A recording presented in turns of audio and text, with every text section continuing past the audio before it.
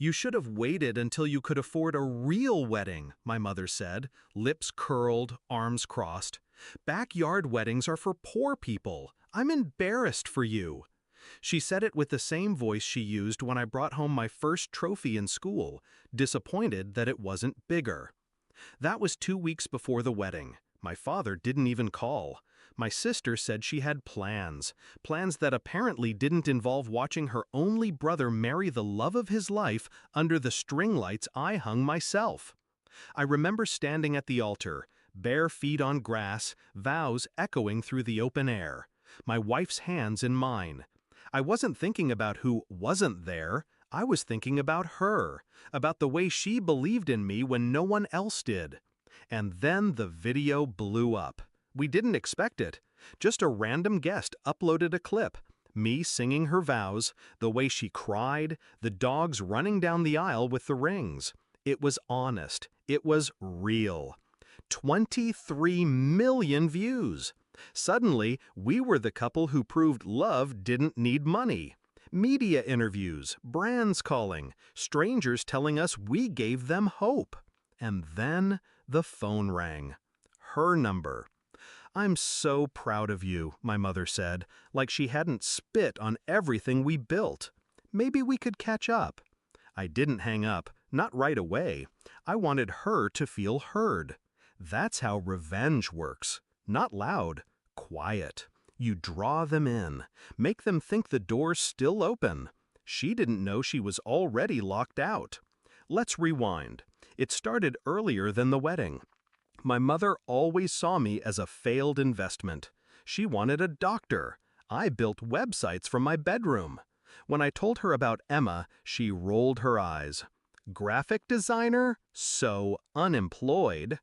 We tried. We invited them to dinner, cooked for them, smiled through their digs, but it was never enough.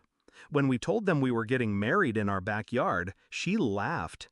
"Are you pregnant, Emma?" she asked.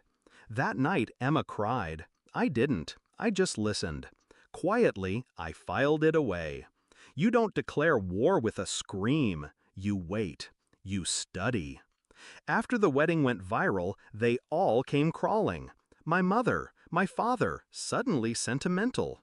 Even my sister, who posted her own clip of the wedding, pretending she'd been there. So beautiful, with a photo she stole from a guest's Instagram. But I had a plan. Step 1, make them believe they were forgiven. I told them we understood, that it had all been so last minute. I even invited them to a fake second celebration we were hosting for new friends and sponsors. Step 2, set the trap. We rented a venue. Elegant, expensive, the kind they thought we couldn't afford. I made sure it had cameras, mics, every word, every look captured. They arrived dressed like royalty. My mother wore pearls. My sister brought business cards. Emma played along. She smiled, hugged them. My mother whispered, "This is how it should have been from the start." I nodded. Exactly. Step 3, the reveal. Halfway through dinner, the lights dimmed. I tapped my glass. "I want to thank everyone for coming tonight," I said, "especially the ones who told us we were embarrassing, who said backyard weddings were for the poor, who refused to show up unless it looked expensive." The room went still. My mother's fork froze midair. "I want to thank you for that," I continued, "because your absence gave us the most beautiful, authentic day of our lives. And when that video went viral, you suddenly remembered how to dial a phone." My sister scoffed. "Is this a joke?" I clicked the remote.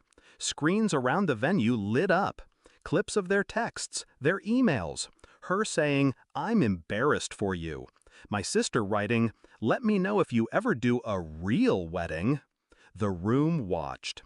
Then came the video of our actual wedding. The laughter, the vows, the guests, the love.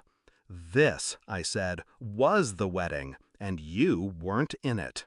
Not because you weren't invited, but because you chose not to be."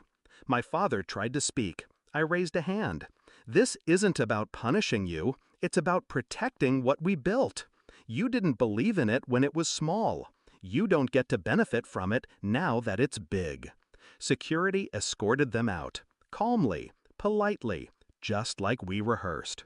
That was 3 months ago. We haven't spoken since. They still try. Emails, flowers. We were just trying to help. We didn't mean it. But that's the thing about bridges. You can't cross them after you've burned them from both ends. I walk through the backyard now and smile. The lights are still up. The grass still remembers our vows.